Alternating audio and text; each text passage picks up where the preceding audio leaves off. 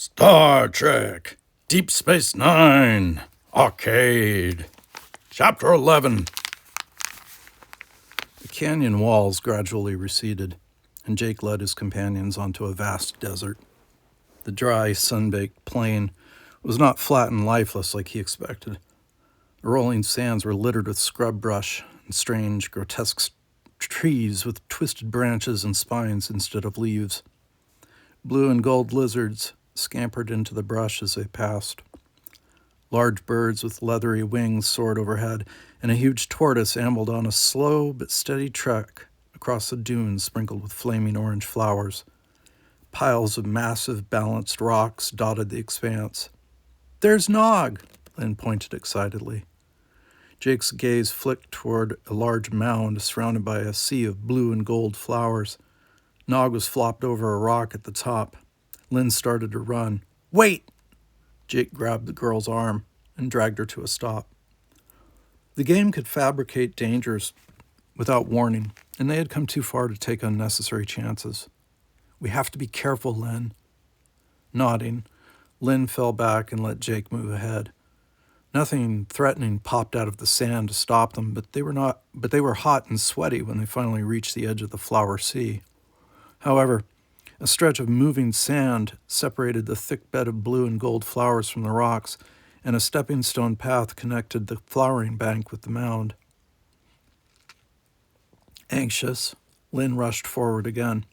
Jake lunged to stop her, but she eluded his grasp. As she cleared the blanket of flowers, a sand-colored snake with a red crescent on its head struck out, missing its mark. Squealing, Lynn jumped back, turned, and ran. The reptile slithered away into the swirling sand. Jake stared at the spectacle. Thousands of sand-colored snakes wiggled over and under the desert floor. He glanced at the stepping stones. The rocks were not level with the terrain, but rose 3 feet into the air. Nog must have used them to cross to the mound in hopes of getting the gold ball. Looking up, Jake did not see the huge viper that had bitten Nog, but he knew it was there, camouflaged in the rock. Like the canyon mesa, the mound was set off from the main route. If Nog had just kept walking, he would have stayed safe. Jake could not ignore the dangerous detour either, but for different reasons. Nog had been lured into the trap by the gold ball and greed. Jake had to rescue Nog. Easier said than done, Jake realized when he called Nog's name. That's good coffee. The snake's head rose from the rocks above Nog. The Ferengi boy's only response was a slight flick of his finger. Dr. Bashir had neutralized the poison and Nog was conscious, but he was afraid to move because the giant viper continued to attack, preventing his escape. Somehow, Jake had to neutralize the snake. Jake glanced back at Lynn and Roder and blinked in surprise. The Sele boy was lying in the sand by the edge of the flower bed, and Lynn was kneeling beside him. "What happened?" he yelled. "I don't know, Jake. He just collapsed." Jake glanced at the sand snakes, tracking their movements as they skimmed through the sand. None of them crossed the line between the sand and the flowers. He shouted to the Bajoran girl, "Move him away from the flowers, far away." While Lynn dragged Roder clear, Jake picked a bunch of blue and gold blooms. Squatting, he held them over the sand. The ridges formed by the reptiles suddenly radiated outward, away from the flowers. He looked back at his friends. Lynn had managed to pull Roder a good distance away, and the Sele was slowly coming around. Roder sat up, shook his head, and gripped his midsection. The flowers made the reptilian boy sick. Jake picked as many flowers as he could hold in 2 hands and raced to the stones. However, crossing to the mound was not going to be as easy as he had thought either. There was barely enough room for 1 foot on each narrow top. The stones were also spaced about 3 feet apart, the length of Jake's stride. Clutching the flowers, Jake spread his arms for balance and mounted the first step. Wobbling, he quickly placed his other foot on the next step. Arms flailing to keep from falling, he knew that any hesitation would send him sprawling into the wiggling mass of sand snakes. He sprinted, leaping with 1 foot, then the next. It was an exercise in blind faith as much as athletic ability. One of the stones might be loose. One of the gaps might be too wide. A single slip could end it all. Jake jumped from stone to stone, trusting that the Zodran programmers believed in fair play. At last he planted both feet on solid ground. Safe. Above him, Nog opened his eyes, but he did not speak or make any sudden moves that might provoke the viper hiding in the rock. Neither did Jake. He gave Nog a silent thumbs up. Still gripping the flowers, Jake climbed quietly upward. Then, at the top, Jake forgot all about Nog. Nothing could bring his mother back, but he had other, more realistic desires. Jake saw what he wanted most in life. He did not see a gold ball, the symbol of wealth that no Ferengi could resist. Jake saw Earth. Wisps of white cloud encircled a brown-patched blue globe spinning in the rocky depression. The promise of an impossible dream beckoned. If Jake had the globe, he could go to Earth. "Jake!" Nog hissed through clenched teeth. Jake ignored him. Earth called, a whisper in his mind. Dropping the flowers, Jake reached for the blue ball. His father had promised to take him to Earth to live. They'd come to Deep Space Nine instead. Jake had agreed to give the station a chance, partly because of Nog, but mostly because Benjamin Sisko wanted to stay. Deep in his heart, Jake still wanted Earth, no matter what, no matter how selfish. That was all he really wanted. Jake snatched his hand back and quickly gathered up the flowers. The viper was coiled 6 inches from his foot. Venomous fangs gleamed in its open mouth.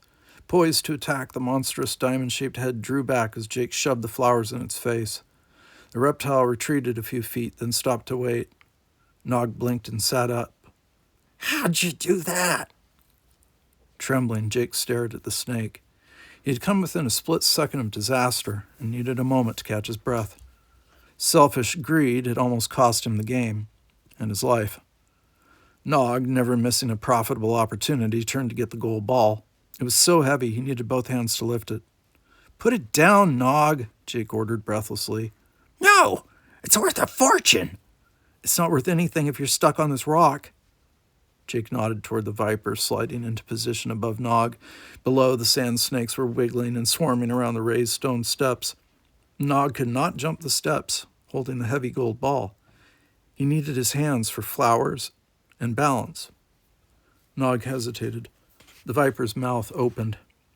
Dropping the ball, Nog took the flowers Jake offered, but he was incensed. "What's the point of playing this game if there's no way to win?" Jake shrugged. Nog didn't need to know he had struck a bad bargain with Bocat when he had agreed to play. There was no profit in the venture. The only way to win the Zodran Crystal Quest was to survive it. Jake did not look back as he scrambled down the mound. He'd get to Earth someday, on his own. For now, he was happy that he and his father were together. Where they lived wasn't important.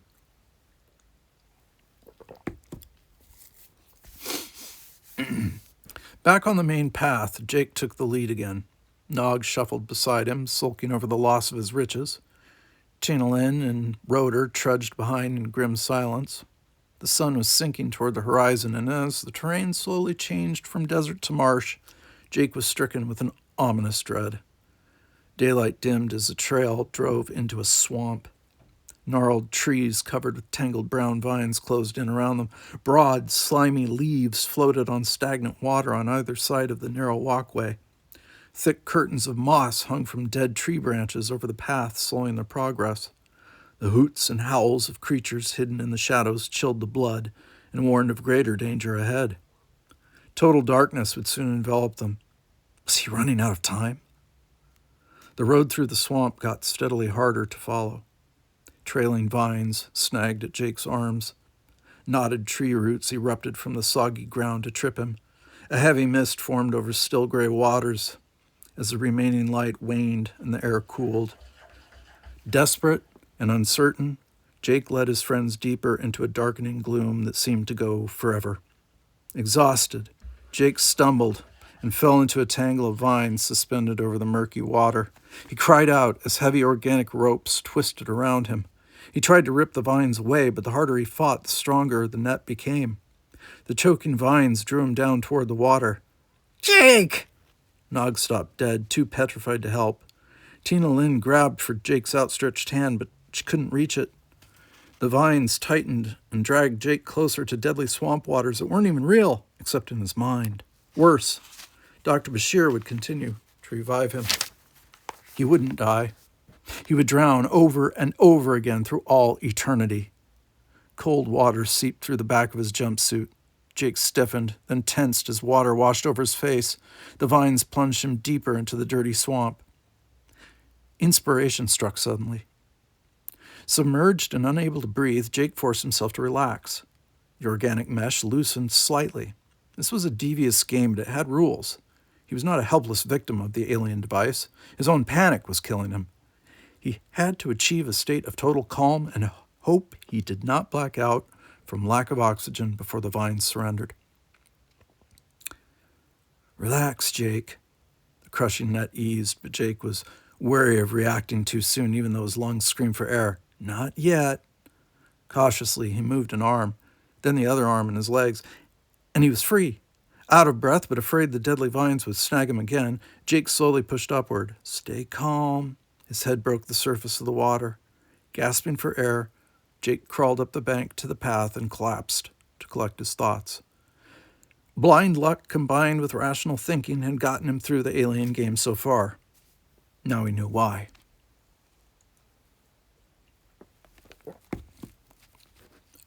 Chapter 12. What happened? Nog looked at Jake anxiously. I thought we'd lost you for sure. I think I just got an A in panic control. Getting to his feet, Jake grinned at his confused companions. They weren't home yet, but their chances had greatly improved. The end isn't too far now, and I want to get going. Turning, he marched boldly into the dark swamp. Keeping a watchful eye out for any other hidden dangers, Jake reviewed his theory. Every game had a point and pushed the limits of a player's abilities. The program altered the specifics of each scenario according to the player. The Ferengi Bowcat had called the game the Zodran Crystal Quest. According to Dax, the Zodran called the device the Crown of Ultimate Wisdom. I wish I'd never heard of this stupid game, Nog muttered. It's not a game, Jake said. It's a test. A test! All three children shouted in unison. Nog's face reddened with indignation. That's impossible. There's no profit in a test. A test for what? Lynn asked. Character. Jake immediately regretted his honest response. Tina Lynn and Rotor glared at him. Nog sagged in humiliation. I've been had, conned into taking a dumb test with no reward. It's just the worst deal I've made in my life. Jake decided not to explain in detail. The Zodran wouldn't give him extra points for making his friends feel worse. Tina Lynn had seen a Cardassian guarding the dock. Jake had seen a Borg. Both had been confronted with the thing they feared most in the universe. A test of courage Lynn had failed. Also, Jake had not killed the Borg, which demonstrated compassion and respect for all life. He wasn't sure what he had proved by goading Tina Lynn into following him up the cliff. Loyalty, understanding, leadership? Perhaps it didn't matter. While Rotor had acted foolishly when baited by the Antican, Jake had refused to fight Tommy Watson for stupid reasons. Lured by the gold ball, Nog had succumbed to greed and selfishness. Jake had chosen Nog's life over Earth, his heart's fondest desire. I don't get it. Rotor shook his head. There must be a purpose to such an elaborate deception. Someone stands to gain something. Nog brightened. He's right, Jake. There must be a prize for passing the test. Jake could only guess at the reasons for such a dangerous test, but again he kept silent. The game left no margin for faking one's real personality or character. Dax had said the Zodran were afraid of outsiders. Maybe they used the device to learn about each new species they encountered. If so, it meant the Zodran were unwilling to invest the time and take the risk of getting to know people socially. Members of the Federation gradually developed understanding through personal contact and experience. Jake didn't approve of the Zodran method, but like it or not, he was being tested as a representative of the human species. If he failed, all humans lost, and he would forfeit his mind. So far, Jake had succeeded on his own merit, but knowing it was a test made the pressure worse. He still had to pass the final exam. the test of ultimate wisdom. The terrain changed, suddenly and dramatically. The swamp was left behind as the path wound into another forest. White wildflowers and bushes with red and blue berries flourished among leafy green trees. Although the sun had set, the light of 3 moons and a brilliant cluster of stars illuminated the woods. A warm yellow glow shone from a clearing ahead. The end of the game. Emerging from the trees, Jake paused to stare at a huge set of doors set into the face of another cliff. Small crystals embedded in the rock twinkled with reflected starlight. The glow came from a crystal mosaic inlaid in the doors. A huge padlock ran through 2 large handles, sealing the barrier. Tina Lynn gasped in awe. "It's so beautiful. The prize must be behind those doors." Do you have any idea what it might be, Jake? Nog prodded. "The secret location of the Dahan crystal?" Jake said softly, "if the legend is true." The Dahan crystal. That's got a priority 1 rating on the Ferengi list of missing artifacts. Nog rubbed his hands in greedy delight, excited by the prospect of unlimited wealth. What's the Dahan crystal? Roder shivered with anticipation, his scales glistening in the moonlight. Nog was quick to answer. A treasure beyond my wildest dreams. It's the key to immortality. Whoever owns it is invincible. He sank to his knees and raised his fists toward the stars. I will rule the Ferengi Empire. Power beyond imagination, Roder cried. The Antikins could not stand against the Sele if we possessed that crystal. Victory at long last. Bajor could make the Cardassians pay for the crimes they committed against us, Lynn snarled. Their empire will be ours. Jake listened, but said nothing. The decision he made now would determine their fates. He could not make a mistake. As his companions bolted for the door, he lingered behind to think. Roder pounded on the massive barrier. Open up, in the name of my father, Gaynor, captain of the Sele ship Erlon, I command you. Taking a less violent approach, Tina Lynn carefully felt along the seams, looking for a hidden control panel. Nog jiggled the handles, but the sturdy padlock held. There must be a key here somewhere. Frantic, Nog began to search. I have the key. Jake casually strolled forward. Where? Roder hissed menacingly. Give it to me. I can't. Sighing, Jake met Roder's demanding gaze. I'm the one connected to the Zodran device back in the infirmary. I have to solve this problem. You're all just spectators. We'll rule the Ferengi Empire together. Nog clamped his arm around Jake's shoulders. You're my best friend, right? Roder rattled and Lynn bristled. Yes, I'm your best friend, Nog, and I'm going to try to get you out of here alive. All of you. He looked at Lynn and Roder intently. There's nothing you can do to help, understand? Only my decisions can affect the device.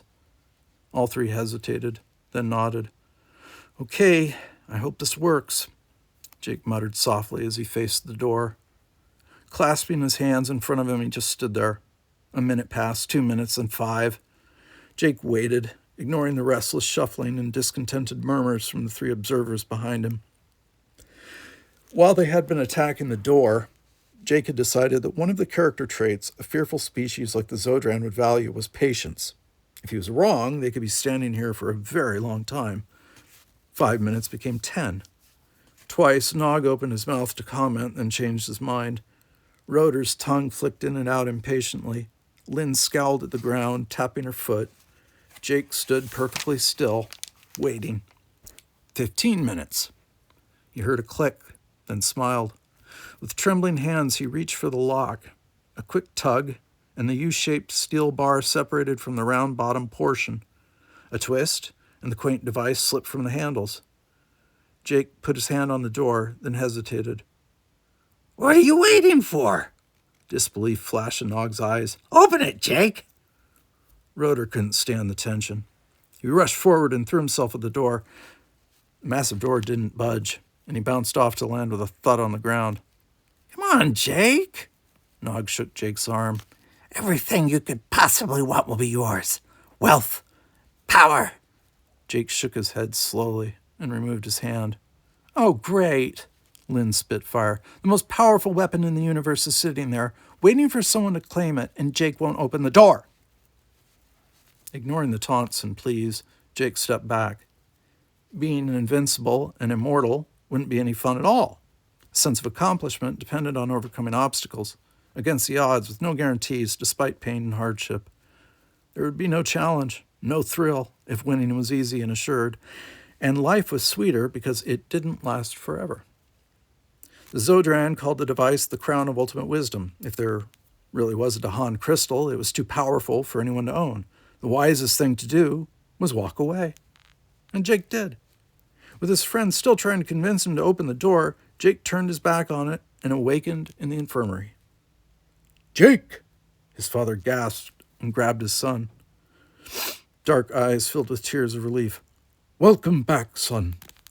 Jake blinked, confused for a moment. Did I pass the test? Cisco smiled. With flying colors. This is not possible. A tall, thin, white-haired alien dressed in blue stepped to the foot of the biobed. He held a silver rod that sparkled with blue light and hummed. No one has ever returned. Not in 2,000 years. There's a first time for everything.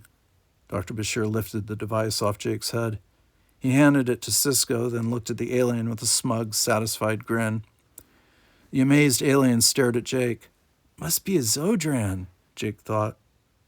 Fighting a slight dizziness, he sat up and watched as Dax removed the Federation helmets from the other 3 children. They all seemed a bit dazed, too, but they had made it back with him. Lynn and Roeder ran off as soon as Dr. Bashir gave them permission. Nog waited, still hoping for a profitable miracle. But he's just a child, the alien exclaimed.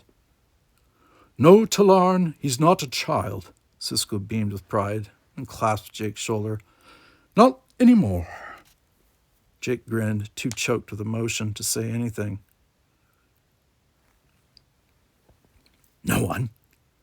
In 2,000 years? Swinging his legs over the side of the biobed, Nog leered at the stunned Zodran. Jake saved our lives and beat your game. There must be some reward. Jake punched Nog in the arm. We're alive, isn't that enough? Nog glared at Jake. Not for a Ferengi. I'm not a Ferengi. No, you're not. You're quite human, Jake. Dr. Bashir scanned Jake with a medical tricorder. And you're none the worse for wear after your ordeal. Actually, it was kind of fun, Jake sighed wistfully. Zodran is a beautiful planet. It reminded me of Earth. O'Brien gathered up the Federation helmets and winked at Jake. You might be able to visit Zodran soon. Talarn's blazing blue eyes widened. No one visits Zodran. But Jake passed the test? Dr. Bashir focused his pointed gaze on the Zodran. Cisco nodded with a serious expression, hiding a smile. And as a representative of the Federation, he's earned us the right to open diplomatic relations and trade negotiations with your world. The Zodran's mouth fell open. Your rules, Talarn, O'Brien said, not ours. Talarn's shoulders sagged in defeat. Then he smiled. My government will contact you as soon as I return home with this remarkable news, but we will only meet with a human ambassador from the Federation. No other species will be permitted. I'm certain that can be arranged, and perhaps in the future others will be welcome too. Cisco gave the Zodran crown back to Talarn. As I promised. Talarn bowed. The father is as honorable as a son.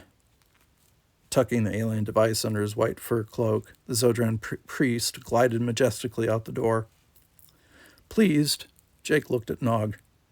The young Ferengi gazed at him with renewed awe and respect. Not only had Jake won the game and saved his friends, he'd single-handedly paved the way for Federation trade with a whole new market. Of course, Nog would soon scorn him again, once he found out that Jake would not profit from the deal personally. Sometimes there was just no way to win. Commander! Quark raced into the infirmary. He halted before Cisco with a casual glance. A casual glance at Nog. Glad to see you're back among the conscious, Nog. Your shift starts in an hour. Nog shrugged and rolled his eyes, but inside he was delighted. The curt exchange had been rather emotional for Ferengi. Quark was relieved and happy that Nog was okay. "What can I do for you, Quark?" Sisko was not amused. "When you've got a moment, I'd like to talk to you about leasing the Games Bazaar, or at least while Bocat is in jail." Quark slumped into a begging posture. "The arcade provides harmless entertainment. It keeps the children busy and out of trouble." He scowled. "Most of them, anyway." "Aside from the thousands of credits the business earns every day," Dax added with a twinkling smile. "Profit goes without saying," Quark countered. "I'll think about it." Dismissing Quark, Sisko turned back to Jake. "Are you sure you're feeling all right?" "I feel great." Jumping off the biobed, Jake grabbed Nog and headed for the door. "But I've still got to finish that paper on the Crusades." He bolted down the promenade before his father could comment, dragging Nog behind him. Once they were clear of the infirmary, Nog dug in his heels, refusing to go any farther. "I've got better things to do than watch you write a report for school. We need a marketing plan for Zodran." "We don't have anything to sell on Zodran, Nog." They were always at odds over their different value systems, and Jake was desperate to preserve some of Nog's respect. However, he couldn't lie about the prospects concerning Zodran. "That's why I've got to finish this paper." Nog eyed Jake suspiciously. "There's profit in it?" "Maybe," Jake hedged. He now realized that valuable lessons could be learned from the past. Tina Lin, Rotor, and Nog had made mistakes in the Zodran game. Knowing what not to do had helped Jake win. History might come in very handy someday for both of them. But since Nog wouldn't understand any motive that was not clearly and immediately profitable, some Ferengi strategy was required. Quark wants to acquire the Games Bazaar because business is good, but eventually people are going to get bored playing the same games over and over again, right? Nog nodded thoughtfully. "That seems logical." "So I figure, since I put all this effort into learning about the Crusades, I might as well make money from it." "How?" Despite his reservations, the chance of financial gain aroused Nog's curiosity. Jake steered him toward the nearest crossover bridge. "We can invent our own game and sell it to Quark. In the Crusades, kings and knights traveled to a distant, dangerous land on a quest. They rode horses and fought a war against fierce desert tribes with swords and shields. It's perfect for a game." Nodding, Nog chuckled with enthusiasm. I'll make a decent Ferengi out of you yet, human." Then the questions started flying.